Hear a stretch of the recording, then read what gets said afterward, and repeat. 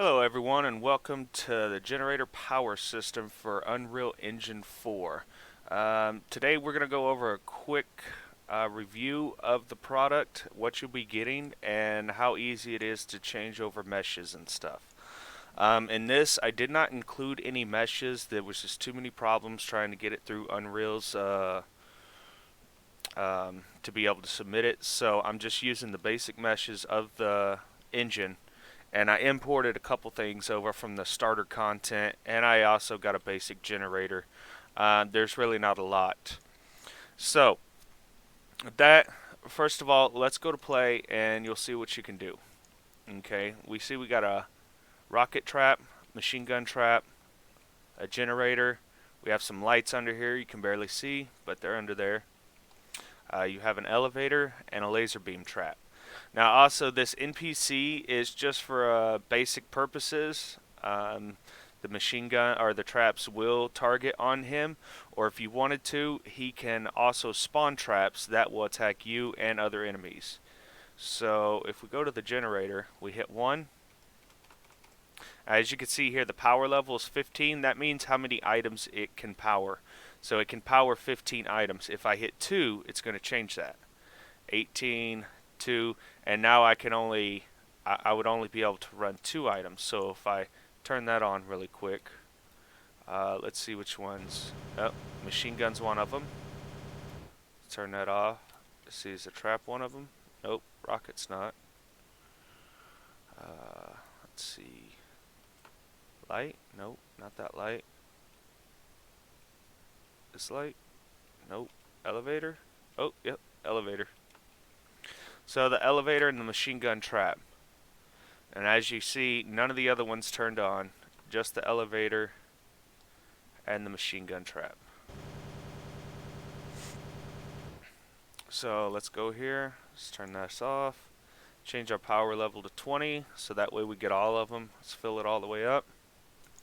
And now we can hit on. And now we go out. And now here's our rocket trap. You see it will launch a projectile out. It's pretty loud, but it will target and it will launch a projectile out. You can change the projectile, you can change the sound, you can change the particle effect that it does. Same thing with like the machine gun. You can change that effect. And the machine gun's just doing a line trace. It's not launching any projectiles. Lights. There's one. Oh, closer. Can't. There it goes. There's 2. So we got the lights. As you can hear, I have a little faint white noise when you turn them on. You can also take that off or put a different sound on. There we go. Then of course our elevator. Turn that off, and here's our laser beam.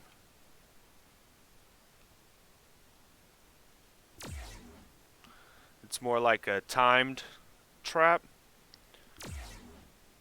I do not have it shooting anything. I guess you can make it shoot like a particle effect or something to make it look like a laser beam if you wanted to, or you could just change this weapon all in general to something else. Have it be a time trap, you know, where it's set on a timer. But that's pretty much how the generator works. Like I said, it just, right now it's still running, but nothing's on. So when you turn something on, that's when it's going to start taking your gas. And the more things you have running, the faster it goes. Sorry, it's pretty loud. But yes, the more things you have running at once, the faster it goes, and the faster it's going to use up your gas. So if we exit here, and show you how easy it is really quick to replace these meshes. So let's say, oh, well, I don't want my rocket trap to look like a cylinder. Okay, I already have something kind of set up. I'm just going to go here, import it, and we're going to use this tank base cannon. So we're going to open it up. Now what we need to do in the mesh, this is in any of your meshes that you add. This is, you have to do this if you want it to look right. You want to create a socket. We're going to call that socket scene, no capitals. And then we're going to move this scene out to in front of it. So that way it looks like it's coming out. We need to pull it out just a little bit just to make sure the mesh doesn't collide with this, your projectile. You don't want your projectile to collide with the item or with the actor mesh because it'll just explode on impact. So we save that, we close that out, we come back here to our rocket trap, and then we can come up here to our shape, and let's find tank base. Is that it? Yep, tank base. And now what we'll do is rotate this, choose the mesh. The way I would honestly do it is from inside of the actor. I would just change the whole thing myself. Okay, there, we should be set up. I'm going to save it. Now we're going to play it again. Come over here, add some gas, turn it on, and now come over here and hit play, or hit E. Oh, see, it's colliding with it. So it is not small enough, or far enough away. So let's go over here, pull that out just a little bit more.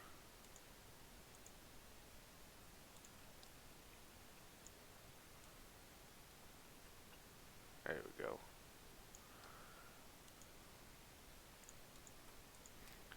Now let's see if that'll work.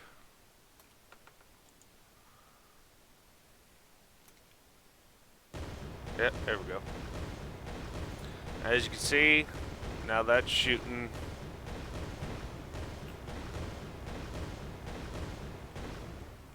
Now we got the tank cannon shooting, and we don't have to have the cylinder shooting.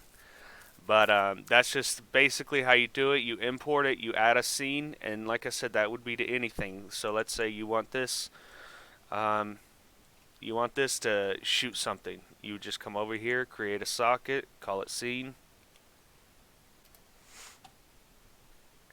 and then pull it to where you want it. So let's say this was just going to be like a machine gun or something like that. Let's change this to 1. There we go. And that way you could line it up perfect, or however you wanted it. There we go. So it's harder to work with smaller things, but they all work. All you have to do is make that scene. Now inside of our blueprints, this is where everything happens. Your generator, this is where it's going to call and set all your items in here. So anytime it generates an actor, or it traces for an actor, it's going to store it, and then it's going to check for its power, its gas usage, and everything else. Each item uses its own gas, so if we come out, we go back to the rocket trap, we can scroll down, and here's all of our options here. Let me make this a little bit bigger for y'all. So here's all of our options just for that. We got rate of fire, gas usage, generator is on, and is just for the spawning purposes. So let me show you that really quick too. Let's go in here. Oh, we need our NPC. Hold on. NPC. So here's our NPC guy, and what we're going to do is spawn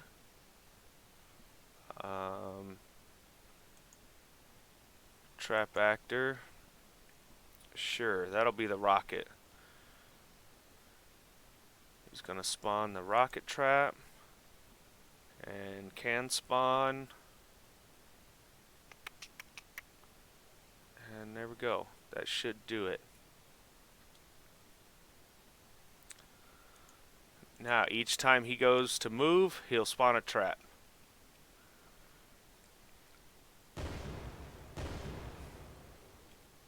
And then when I get out of distance, it doesn't detect me.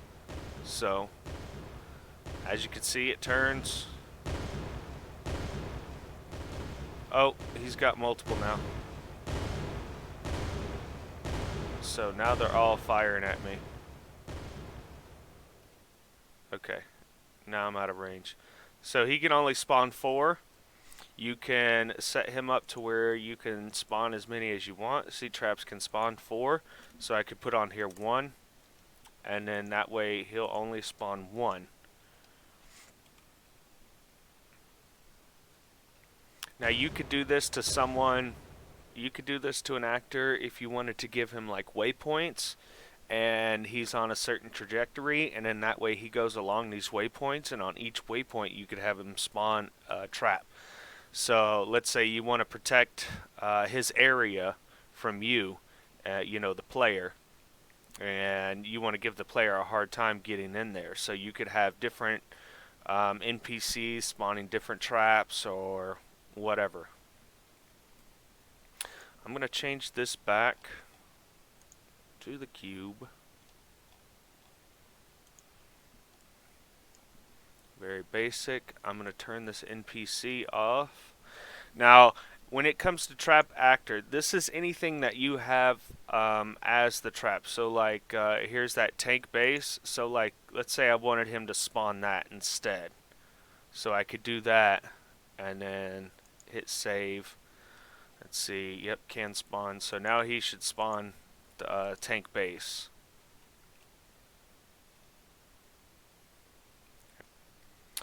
Now, with the light actors, we can do a couple things with these. So if we go over to underneath our power system, powered items, we got a main light item, and then we got our standard light. Basically, I just made a child blueprint, so you don't have to mess with that. And you can open up your child blueprint and see that it's all running from the main actor. So if we just click on one of these I already have set up, you can see that we got 2 different ones. You have the ceiling and you have the wall. So basically all we have to do is drag in a standard light actor, and then from there we can change the actor mesh. So we could change it to, let's say we want the ceiling one. We change that mesh, and we can change the material to lamp, or you can change it to whatever you want to. So that way it gives you a little variation. You could also take your lamp material, change the colors up a little bit, so that way you'd have different colored lamps, and it's really easy to change. Also have this material by index, so if it has multiple materials applied to that mesh, you can change each one. Or you can pick which one you want to change. Let's see, yeah, and if you wanted to change it back to the other one, you just hit wall. And then as you can see, there it is. And all you'd have to do is spin it around and attach it to the wall. And something I like to do is just pull that light up a little bit. Up and out just a little bit. Now if we go to play, you see we got 3 of them over there. And then there we go.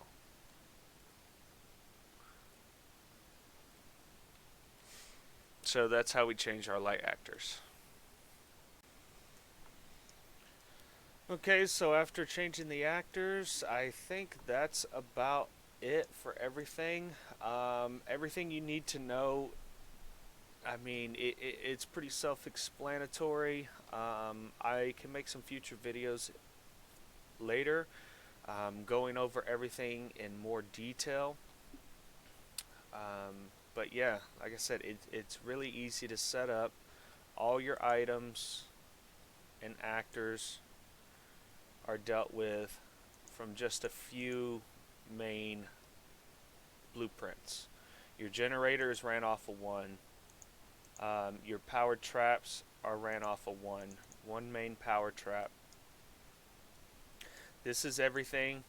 This is where if you shoot a projectile, it will tell it you're shooting a projectile, what to shoot, where to shoot it, how fast to shoot it, all that good stuff. So, I mean, just go through all the blueprints and all the comments and everything. It shows you, I got it well detailed out to basically give you everything you need to get up and running. If you have any questions, email me or leave a comment below, and I'll try to get to your question as soon as I can. Until then, thank you for checking out the generator powered system, and see you next time.